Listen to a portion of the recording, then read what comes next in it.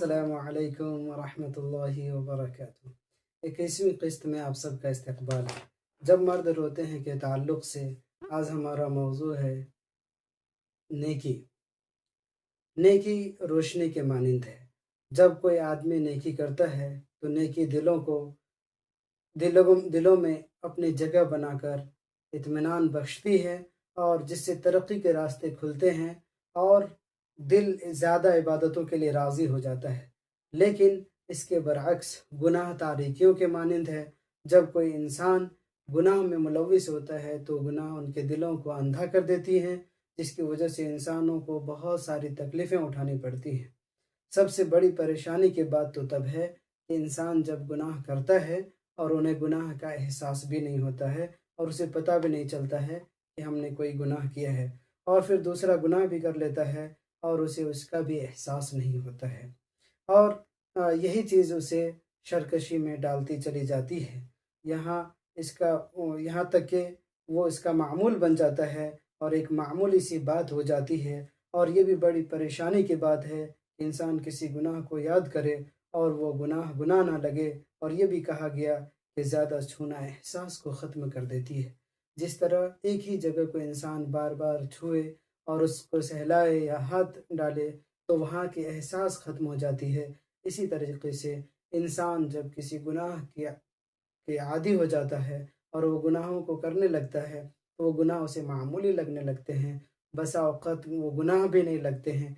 यहाँ तक कि बसा औक़ात लोग गुनाहों को भी नेकियां समझ कर करते रहते हैं। तो ये तारीकी दर तारीकी इंसान भटकते जाता है और उसे वो गुमराही के हद तक लेकर पहुँच जाता है। और हमारा मामला है कि अल्लाह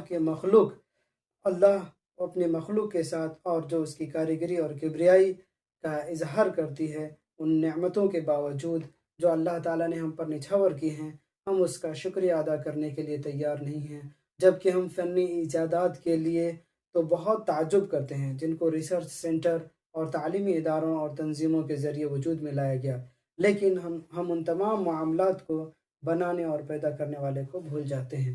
अल्लाह तबारक व तआला जो इस कायनात के खालिक हैं, और अल्लाह ने तमाम चीज़ों को, इंसानों को, जानवरों को, पहाड़ों और हज़ारों की तादाद में मखलूक को बनाया है, हम उनको भूल जाते हैं। जबकि दुनिया में मामूली सी कोई चीज़ ईजाद होती है तो लोग उनके पीछे पड़ जाते हैं और उनके बनाने वालों के दीवाना हो जाते हैं। इसीलिए अबुल हसन ज़ियाद नए अनोखे आने वाली चीज़ों पर किसी तरह की खुशी का इजहार नहीं करते थे और न दिलचस्पी रखते थे उनमें, गरचे वो बहुत बड़ी क्यों ना हो। जब कि दिल व पाक साफ़ हों और बुराई को दूर करते हों, और कहा करते थे, मुझे नई नई बुराइयों की कोई परवाह नहीं है, लेकिन मुझे इस बात से डर है कि कहीं दिलों को उन नई बुराइयों से उनसियत न हो जाए। नई जो इजादात हैं उनको बुराई तस्वुर किया करते थे और उनसे उनसियत न हो जाए, दुनिया परस्ती हमारे अंदर ना आ जाए।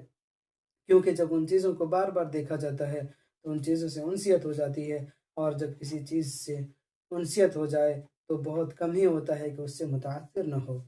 जिस तरीके से मौजूदा दौर के आलात हैं, इजादात हैं, लोगों को इस कदर उनसियत हो गई है, एक मोबाइल को ही ले लिया जाए, कि इंसानों को उससे इस कदर उनसियत हो गई है कि उसके बगैर ज़िंदगी गुजारना मुहाल मालूम होता है।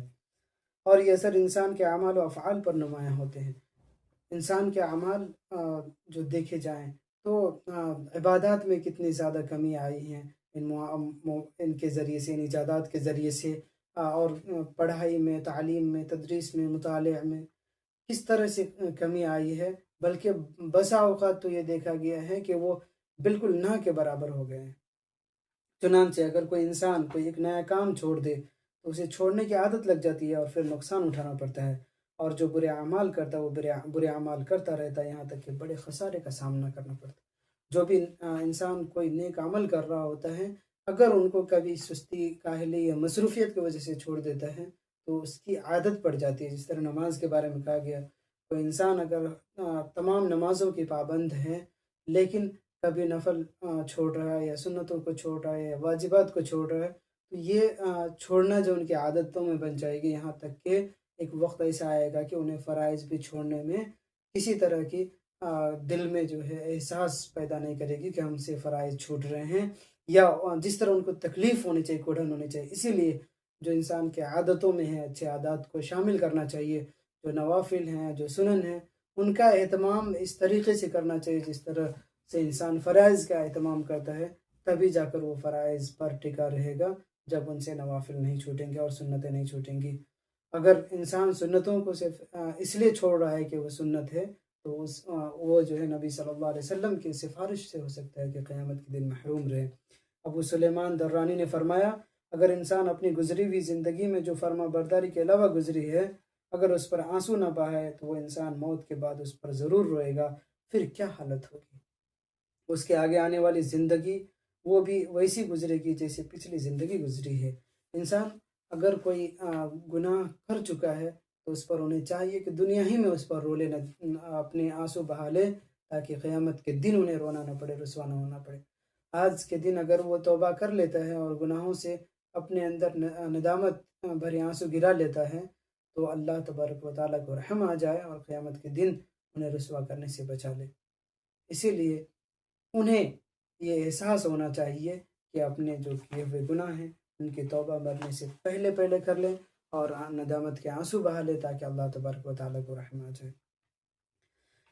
پہلے کے اکثر لوگ جہاں ایک طرف گناہوں سے اجتناب اور دوری بنائے رکھتے تھے اور وہیں دوسری طرف انہیں یہ ڈر رہتا تھا کہ کہیں ایسا نہ ہو کہ ہمارے اعمال کو قبول نہ کیا جائے. یعنی جس طریقے سے انسان گناہوں سے بھاگ رہا ہوتا ہے اسی طریقے سے انہیں نیکیوں کے قبول ہونے یا نہ ہونے کا ڈر رہتا تھا. یہ نہیں کہ نیکیاں کر کے اپنے اندر کسی طرح کا اعتماد پیدا کر لیں کہ اب تو ہماری برات لازم ہو گئی، اور جس طریقے سے انسان نماز پڑھ کر یا صدقات دے کر یا کسی طرح کی نیکی کر کے خود کو جو ہے قابل قبول سمجھ رہا ہوتا ہے. یہاں بھی اس بات سے پتہ چلتا ہے کہ ڈرنے کی ضرورت ہے. حسن بصری تابعین کو پہلے لوگوں کے بارے میں بتا رہے تھے میں ایسے لوگوں سے ملا جو اللہ کی حلال کردہ چیزوں سے زہد اختیار کرنے والے تھے جیسا کہ تم میں حرام کردہ چیزوں سے بھی تم دوری اختیار نہیں کرتے ہو. اور میں نے لوگوں کا ایسا دیکھا کہ جسے ان کے اندر یہ خوف بھرا ہوا ہے کہ کہیں ان کے نیکیوں کو قبول نہ کیا جائے.